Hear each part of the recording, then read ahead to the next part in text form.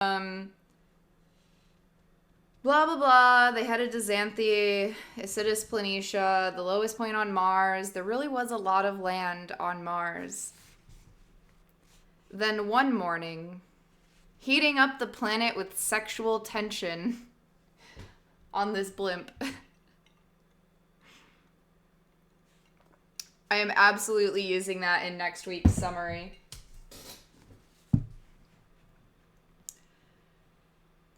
Then one morning, when they lofted up to cruising altitude, a trio of peaks rose over the eastern horizon. They had come to Elysium. Elysium. The only other Tharsis-like, one word. The only other Tharsis-like bulge continent that the planet had.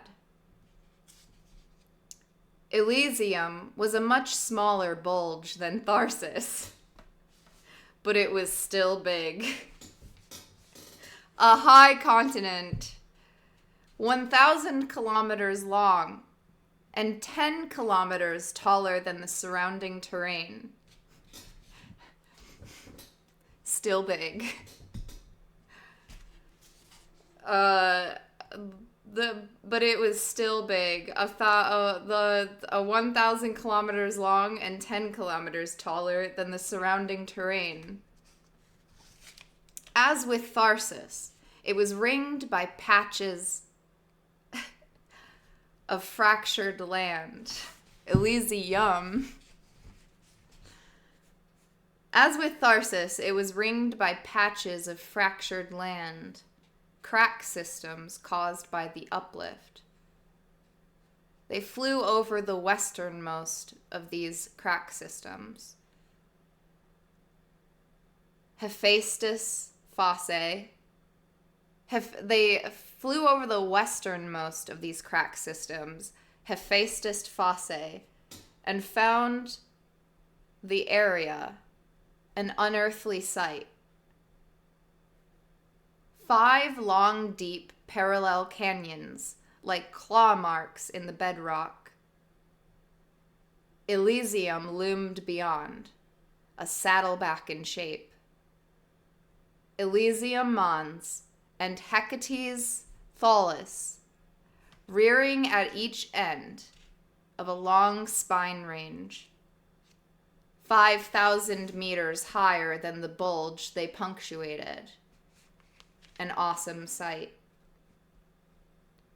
Everything about Elysium was so much bigger than anything Nadia and Arcady had seen so far, that as the dirigible floated toward the range, the two were speechless for minutes at a time.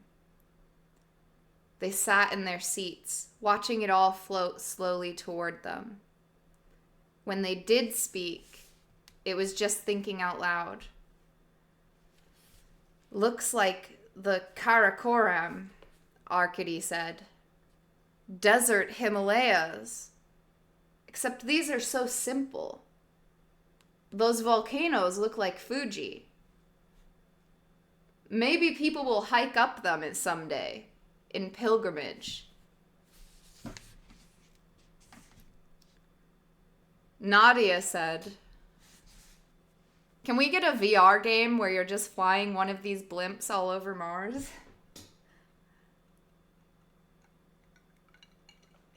This book is really, I want that from this. I want to see, and I want a TV series, I want a movie, I want a VR game where I can fly over red Mars in a blimp. And you can use the funds from the video game to fund the movie. You know, you can use the money from the video game to fund the TV series. And then the TV series will fund the movie, right? Stonks. Martian Windmill Air Truckers VR.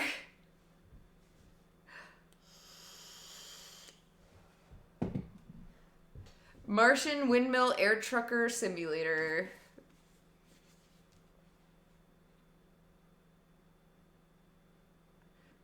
Those volcanoes look like Fuji. Maybe people will hike up them someday in pilgrimages. Nadia said, "These are so big, it's hard to imagine what the Tharsis volcanoes would look like." Aren't the Tharsis volcanoes twice as big as these? At least. It does look like Fuji, don't you think? No, it's a lot less steep. Why did you ever see... Why? Did you ever see Fuji? No. And then after a while... Well, we'd better try to go around the whole damn thing, Arkady said. I'm not sure that we have the loft to get over these mountains. So they turned the props and pushed south as hard as they could, and the winds naturally cooperated as they were curving around the continent too. So the Arrowhead floated southeast into a rough mountainous region called Cerberus. And all of the next day they could mark their progress by the site of Elysium, passing slowly to their left. Hours passed. The massif shifted in their side windows. The slowness of the shift made it plain just how big this world was. Mars has as much land surface as the Earth. Mars has as much land surface as the Earth. Everyone always said that, but it had been just a phrase. Their creep around Elysium was proof of the senses.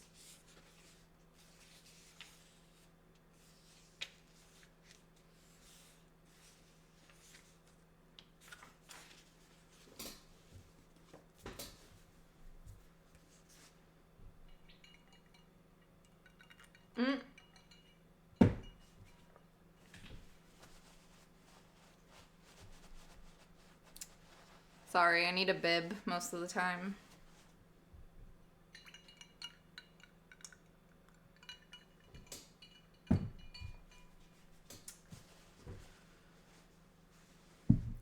The days passed.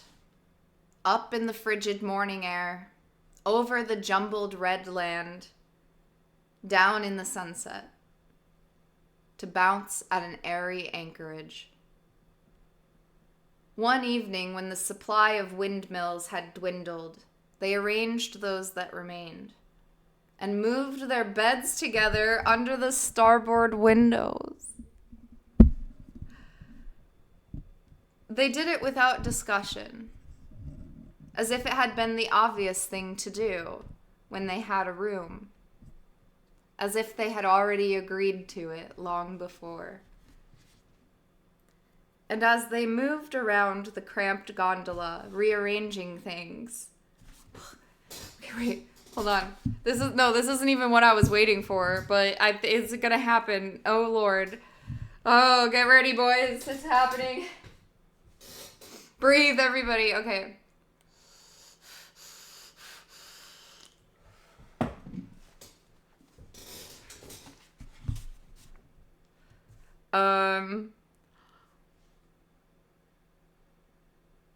I keep reading ahead. Oh my god. Jasmine, thank you for subscribing. I'm not blushing. That's not a blush. That's... Okay. They did it without discussion, and as if it had been the obvious thing to do when they had room.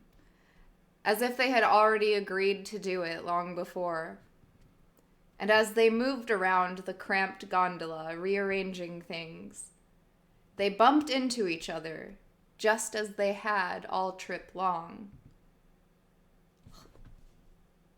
But now, intentionally, and with a sensuous rubbing that accentuated what they had been up to all along. But now, I can't read this. As they were moving around, as they moved around the cramped gondola, rearranging things, they bumped into each other just as they had all trip long, but now intentionally and with a sensuous rubbing which accentuated what they had been up to all along. Accidents became foreplay. And finally, Arcady burst out laughing and caught her up into a wild bear hug, and Nadia shouldered him back onto their new double bed. And they kissed like teenagers and made love through the night.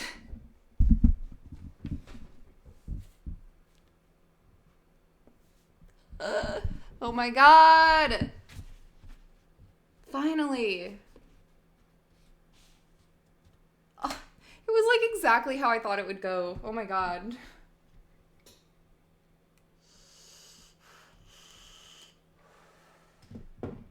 Except I kind of expect, oh my god.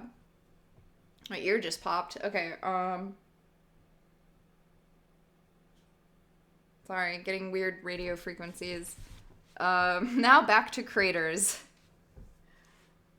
That was exactly how I thought it would go. Like, it was just gonna... Oh, the sexual tension was too much. It was too good. They held out for so long. Like, it's been 2 years, you know? Like, holy shit, so long. Aged like a fine wine. Full complexity. No bitterness. I don't know. Anyways, sexual tension at 10 kilometers per hour, which I think I saw someone correct that it was like 6 miles per hour.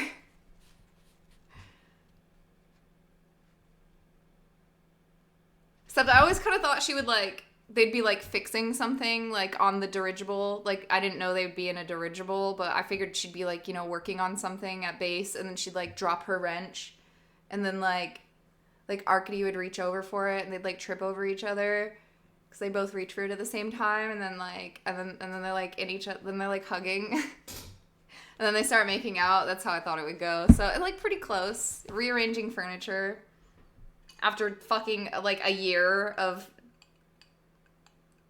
nothing. And they got to push their beds together, and they're in a flying dirigible with window walls. Oh my god. That's a honeymoon suite. The first honeymoon suite on Mars. Yeah, they're doing like the Titanic thing. The windows.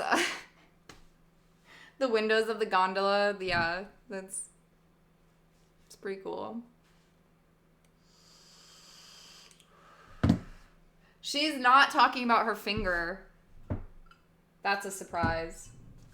There was no finger tingling involved.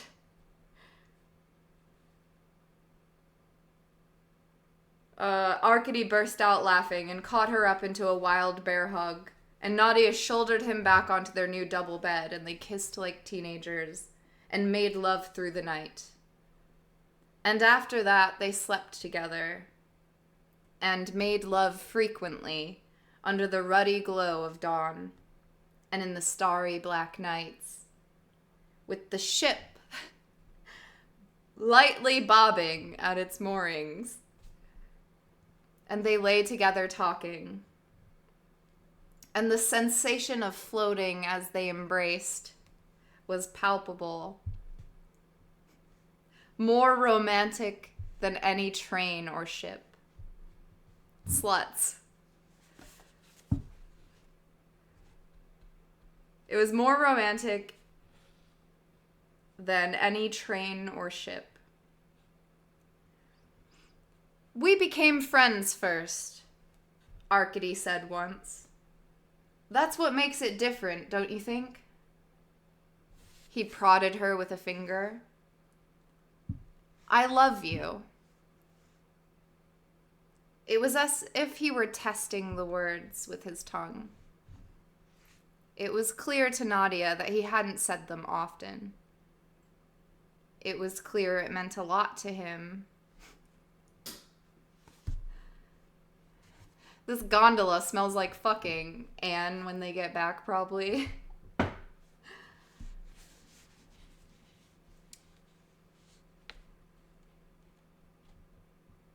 I love you.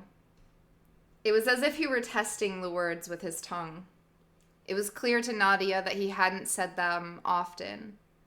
It was clear they meant a lot to him. A kind of commitment. Ideas meant so much to him. And I love you, she said. And in the mornings, Arkady would pad up and down the narrow gondola naked. His red hair bronzed like everything else by the horizontal morning light. They literally shipped. Oh my god. Okay, shut up, chat. You're saying too much good things. Too much good things, chat. They literally shipped. Oh my god.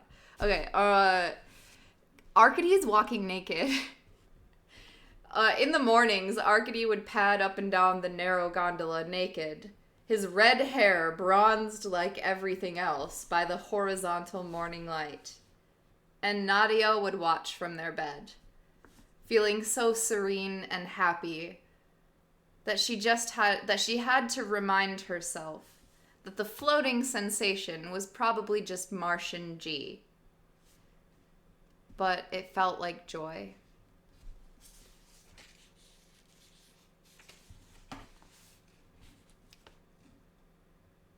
One night, as they were falling asleep, Nadia said curiously, "Why me?"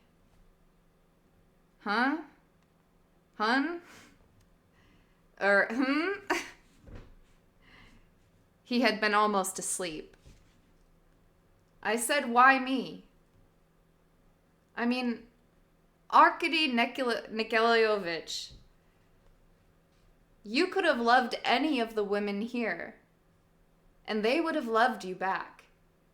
You could have had Maya if you wanted. He snorted. I could have had Maya. Oh my, I could have had the joy of Maya Katerina, just like Frank and John. He snorted, and they both laughed aloud.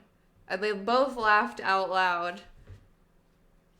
How could I have passed on such joy? Silly me. He giggled until she punched him. All right. One of the others, then. The beautiful ones. Janet or Ursula or Samantha. Come on, he said. He propped himself up on an elbow to look at her. You really don't know what beauty is, do you? I certainly do, Nadia said mullishly or mulishly. Mullishly? I certainly do. Arkady ignored her and said, beauty is power and elegance, right action, form-fitting function, intelligence and reasonability. And very often, he grinned and pushed at her belly, expressed in curves. Curves I've got, Nadia said, pushing his hand away. He leaned forward and tried to bite her breast, but she dodged him. Beauty is what you are, Nadezhda Francine. By these criteria, you are Queen of Mars. Princess of Mars, she corrected absently, thinking it over.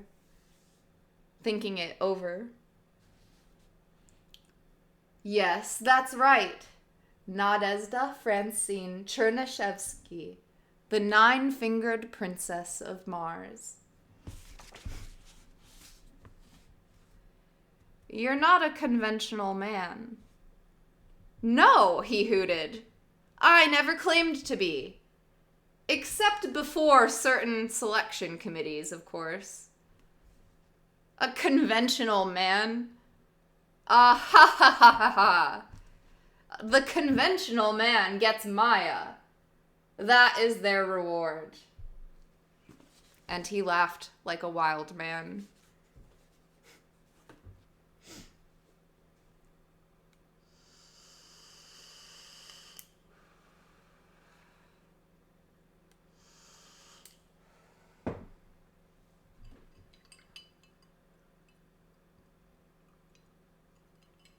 I told you, Nadia's hot. Nadia's low-key hot. I can see it already. She needs to stop listening to the mean girls.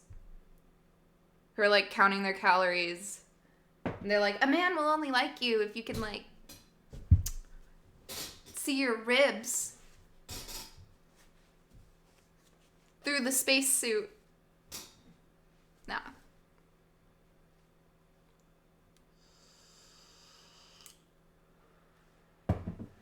See a keeper? Yeah. Arcady would ruin my life. And I would apologize to him.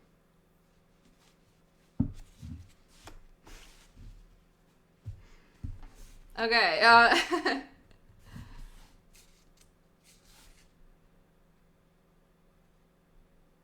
One morning, they crossed the last broken hills of Cerberus.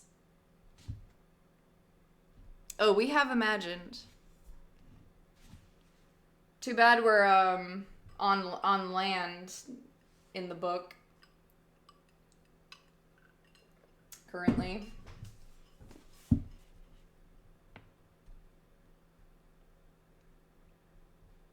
One morning, they crossed the last broken hills of Cerberus and floated out over the flat, dusty plain of Amazonis Planitia. Arcady brought the dirigible down.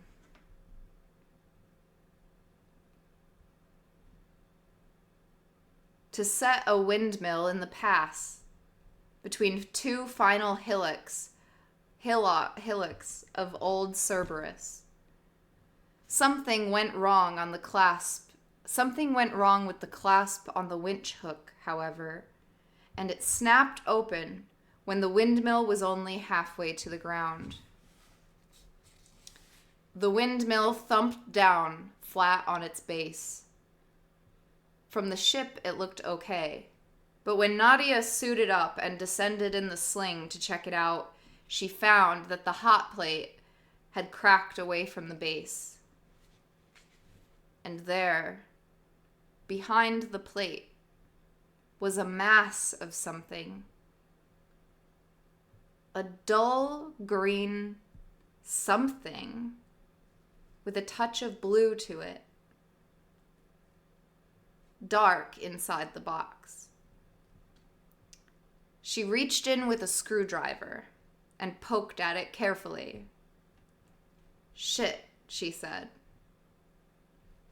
What? Arcady said from above. She ignored him and scraped some of the substance into a bag she used for screws and nuts. She got into the sling. Pull me back up, she ordered. What's wrong? Arcady asked. Just get me up there. He closed the bomb bay doors after her and met her as she was getting out of the sling. What's up? She took off her helmet. You know what's up, you bastard! She took a swing at him, and he leaped back, banging into a wall of windmills. Ow! He cried. A vein had caught him in the back. Hey, what's the problem? Nadia! She took the bag from her walker pocket and waved it before him. This is the problem. How could you do it? How could you lie to me? You bastard, do you have any idea what kind of trouble this is going to get us in? They'll come up here, and send us all back to Earth. Round-eyed, Arkady rubbed his jaw.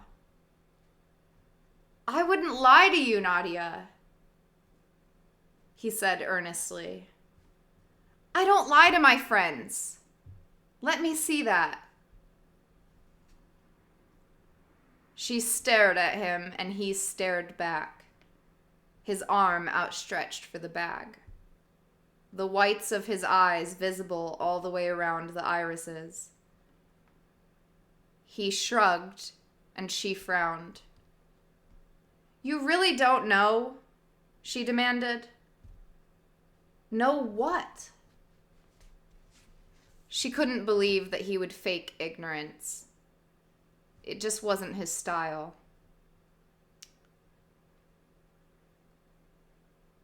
She couldn't believe that he would fake ignorance. It just wasn't his style, which suddenly made things very strange. At least some of our windmills are algae farms. What? The fucking windmills that we've been dropping everywhere, she said. They're stuffed with Vlad's new algae or lichen or whatever it is. Look. She put the little bag on the tiny kitchen table, opened it, and used the screwdriver to spoon out a little bit of it. Little knobby chunks of bluish lichen, like Martian life forms out of an old pulp novel. They stared at it. Well, I'll be damned, Arkady said. He leaned over until his eyes were a centimeter from the stuff on the table. You swear you didn't know? Nadia demanded. I swear. I wouldn't do that to you, Nadia. You know that. She heaved a big breath. Well, our friends would do it to us, apparently. He straightened up and nodded. That's right. He was distracted, thinking hard.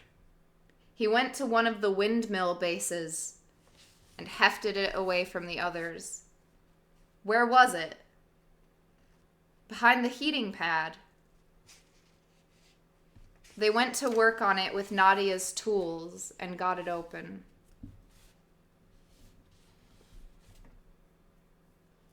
Behind the plate was another colony of Underhill algae. Nadia poked around the edges of the plate and discovered a pair of small hinges where the top of the plate met the insides of the container wall. Look, it's made to open. But who opens it? Arkady said. Radio? Well, I'll be damned. Arkady stood, walked up and down the narrow corridor. I mean, how many dirigible trips have been made so far? 10? 20? All of them dropping these things? Arkady started to laugh. He tilted his head back, and his huge, crazed grin split his red beard in two, and he laughed until he held his sides. Ah, ha, ha, ha, ha, ha. Nadia, who didn't think it was funny at all, nevertheless felt her face grinning at the sight of him.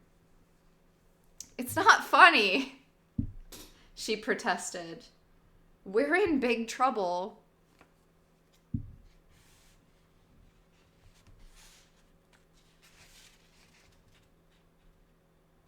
Okay, and I think that is where we will end today. Thank you. Like almost 2 hours of reading, so I had to get. That's the part that I read too. I thought Arkady did that. I thought Arkady was like, we put fucking algae in the windmills. But it turns out now, I read ahead a little bit. I did not know that they had sex, but I did know that the windmills were full of algae. So I was like, holy shit, we gotta read that far at least. We will be continuing next Monday. Thank you. Seriously, thank you everybody for listening and letting me read to you.